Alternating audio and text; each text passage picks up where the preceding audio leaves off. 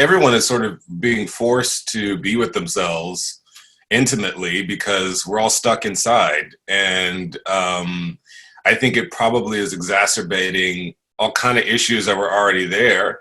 But there's a lot less distraction. And there's also a lot of genuinely bad news. I Yeah. mean, this is a real situation. People are really getting sick and dying. And, I think I'm sure I'm not breaking news by saying that the current administration is handling it in a very terrifying manner that does not make me feel safe or taken care of by my government. And so, yeah, it's definitely it's definitely top of mind.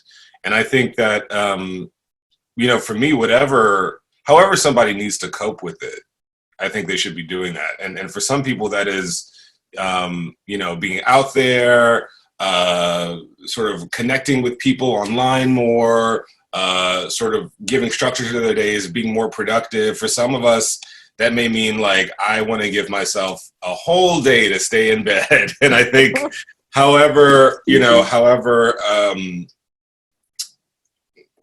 works for you, I think that's what you should do. I don't think there should be any shame over what someone's doing to cope, because this is just really a unique thing. I mean, we're living through one of those big times in humanity where everything's different and no one's encountered this before. This is, our World War II in a lot of ways.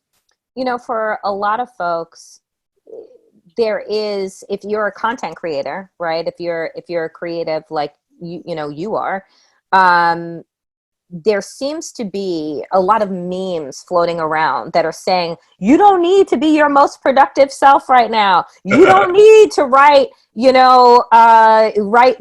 New York Times best-selling novel. You don't need to put out your Oscar-worthy, film and create right now. Do you feel the pressure to be doing the most? Or have you taken yourself out of that and you're just like, you know what, I'm going to do, like you just said, I'm going to deal with this how I need to deal with this. So if that means I'm going to be in bed all day, then I'm going to be in bed and I'm not judging myself? Or do you still feel like the constant churn of like, I gotta do doing the most culture? It's like, how, I keep seeing, how are you going to come out of this pandemic? You going to come out snatched, or you going to come out? Yeah. And I'm like, what is happening? I know. I do feel the pressure. I mean, it's everywhere. It's an extroverted industry that I work in and live in. So, people are launching businesses and business models right now out of the new American normal.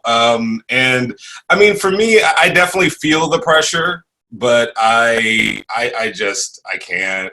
I can't keep up with all that. I will tell you right now, I will not come out of this pandemic snatched. Okay, I will come out a little chubbier, a little woollier, probably better rested than I've been in years. But I think the one thing that kind of helps is that we've still been writing season 4 of Dear White People, even though I think production is sort of across the board, down right now.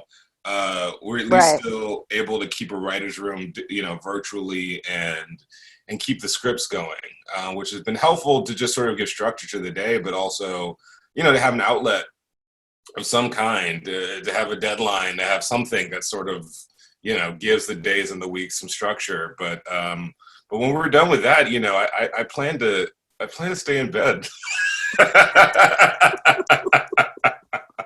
I just, I don't know. I don't know. I can't quite, this feels like the worst time for me to like pull it together.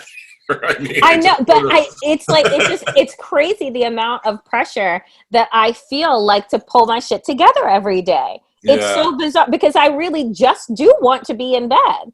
And it's like, but everybody around me is just like, well, launch another podcast and do another thing. And I'm like, what the fuck? Like, I just want, I want to get high and like relax, yes. And like, and work through my trauma. I think that is an appropriate response to a global pandemic. I really do.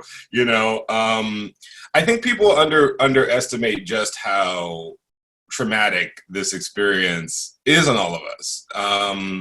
You sort of, there's something happening in the world that you either have absolutely no connection to because you or nobody you know is sick in this particular way, or you have a devastating connection to because, Mm-hmm. God forbid if somebody that you know or you are sick with this thing or have any other kind of serious medical issue, your life is very, very, very impacted by this crisis right now. And it's this I think most of us are in this weird limbo of like, we turn on the TV or we scroll through the news and we are inundated with horror. But, the actual day-to-day moments of our lives are actually become very mundane and, flat. And it's like, what do you do? Psychologically, what do you do with that? And I think, for some people being extremely productive might help them work through that trauma. But I don't know if that's the key for everybody. And I don't think anyone should feel like that's what you have to do.